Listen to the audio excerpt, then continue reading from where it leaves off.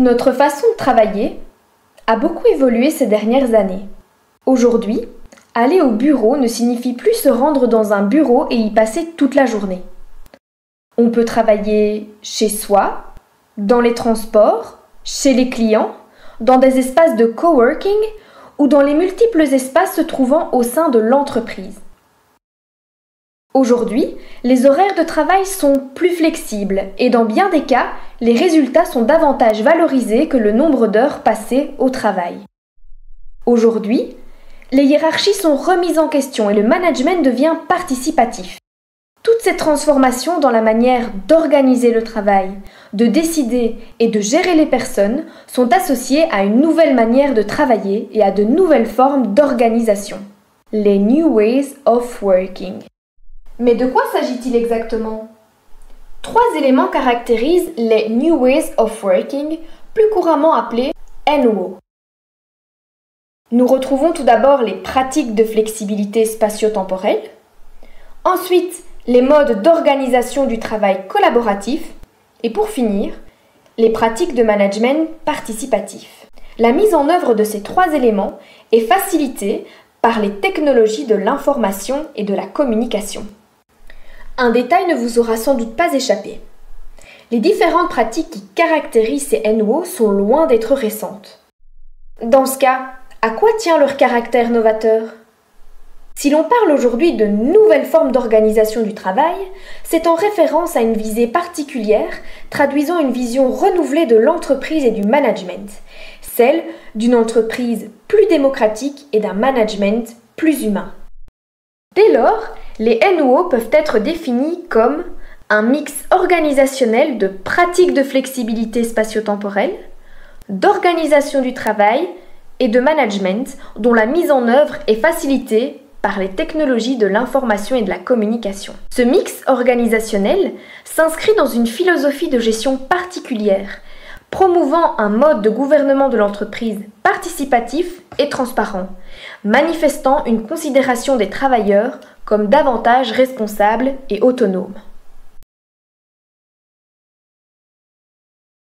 Si les premiers enjeux soulevés par ces transformations organisationnelles furent d'ordre technologique, juridique et gestionnaire, les travaux de recherche menés dans le cadre de la chaire Labo RH ont montré que ces NWO soulèvent des enjeux beaucoup plus profonds en interrogeant le rapport au travail, ainsi que la manière de collaborer. Une première recherche menée visait à évaluer l'influence du flexwork, c'est-à-dire la combinaison du télétravail, de l'open space et ou du bureau partagé, sur la collaboration, le bien-être et la productivité au travail. L'étude fut menée auprès de 843 travailleurs qui pratiquaient une forme de flexwork. Sur base du type de flexwork pratiqué, 6 profils ont été définis. Il y avait des télétravailleurs qui occupaient un open space, il y avait des télétravailleurs qui occupaient un bureau partagé, il y avait également des télétravailleurs qui occupaient un bureau individuel. Les 3 derniers profils étaient des personnes qui ne pratiquaient pas de télétravail, mais qui occupaient un open space, ou un bureau individuel, ou un bureau partagé. Avant de poursuivre, définissons les différentes pratiques considérées. Le télétravail désigne l'exercice d'une activité professionnelle, en tout ou en partie à distance, et au moyen des technologies de l'information et de la communication. L'open space est un vaste espace de travail dans lequel les travailleurs disposent d'une place attitrée. Le bureau partagé, aussi appelé shared office ou encore clean desk, désigne quant à lui un espace de travail dépersonnalisé dans lequel le salarié ne dispose pas d'un poste de travail attitré, mais occupe un emplacement de manière temporaire. L'originalité de cette recherche est d'étudier non pas des pratiques isolées les unes des autres, mais bien leur combinaison, ce qui reflète davantage la réalité des entreprises.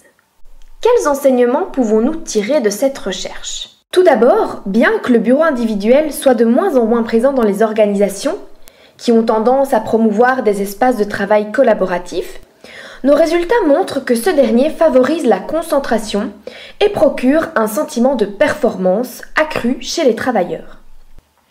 De manière peu surprenante, la pratique du bureau partagé est la plus souvent associée à des problèmes de concentration, qu'elle soit combinée au télétravail ou pas.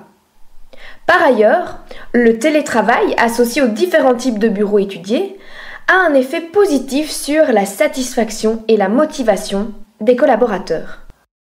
Une deuxième recherche a montré que le flexwork pouvait engendrer un sentiment de déshumanisation, c'est-à-dire le sentiment d'être considéré comme un objet, un outil ou encore un numéro.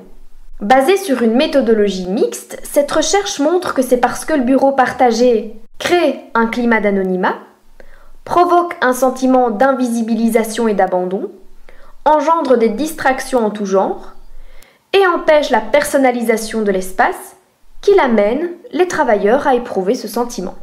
D'autres recherches menées par les membres scientifiques de la chaire Labo RH ont apporté des résultats importants pour la compréhension de ces modes d'organisation du travail.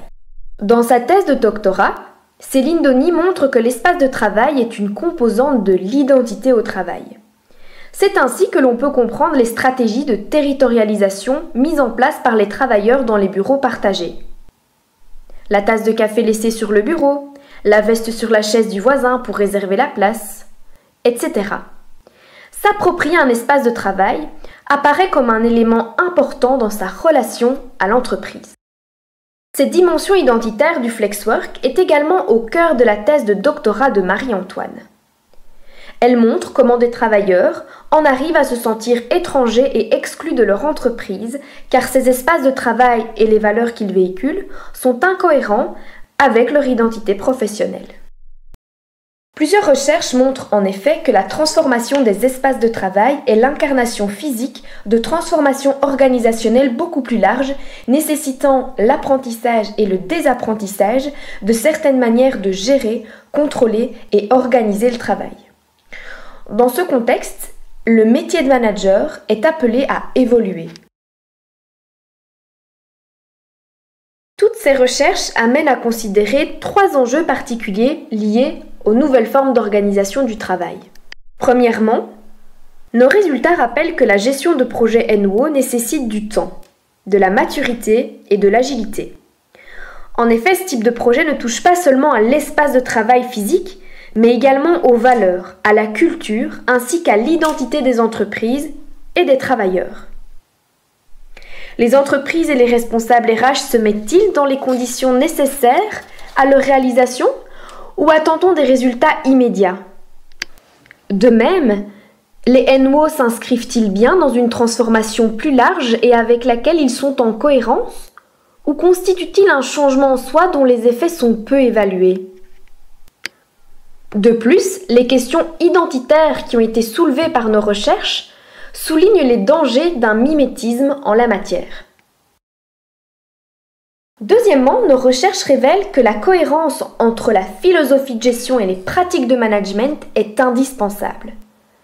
Plus fondamentalement, et pour contrer les effets déshumanisants des pratiques de flexwork, ne faut-il pas inscrire le management de l'entreprise dans un management humain, c'est-à-dire un management fondé sur une conception humaniste de l'homme, qui considère toutes les dimensions de l'expérience de travail et qui vise la reconnaissance? Finalement, dans un contexte d'espace de travail distribué, les enjeux questionnent le rapport au travail. Quel lien à l'organisation et au collectif se développe dans un tel contexte? Le travail à distance dans différents espaces induit-il une distance par rapport au travail et à l'entreprise?